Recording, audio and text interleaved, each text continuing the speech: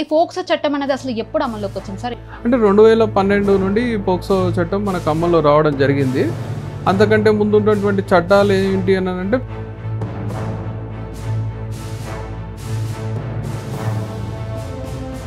ఇప్పుడు మనం ఒక రాజస్థాన్లో ఒక టీచర్ ఏం చేస్తారంటే లాంగ్ బ్యాక్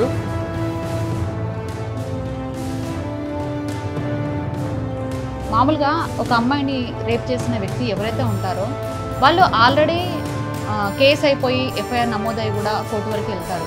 వెళ్ళినా కూడా వాళ్ళకి ఈజీగానే బయటకు వచ్చేస్తున్నారు. ఈజీగా ఎవరు బయటికి రారమ్మా. కాకపోతే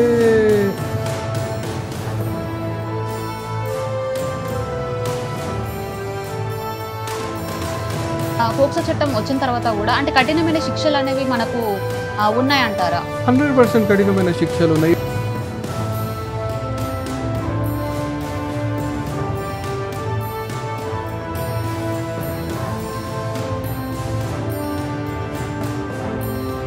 అంటే ప్రతి క్షణం భయమే కదా సార్? భయం అనేది ఎందుకంటే దాని జాగ్రత్త, భయానికి జాగ్రత్తకి చాలా డిఫరెన్స్ ఉందమ్మా. ఇప్పుడు అమ్మాయిలనే కాదు అబ్బాయిలకు కూడా రక్షణ లేకుండా పోయింది. అబ్బాయిలకు కూడా రక్షణ లేకుండా పోయింది. ఎందుకు మీరు కూడా అబ్బాయి అని అబ్బాయిలకి రక్షణ లేకపోయిందని అంటున్నారా? అట్లా అని కాదు. ఇప్పుడు ఏంటంటే ప్రైవసీ ఇస్ ప్రైవసీ.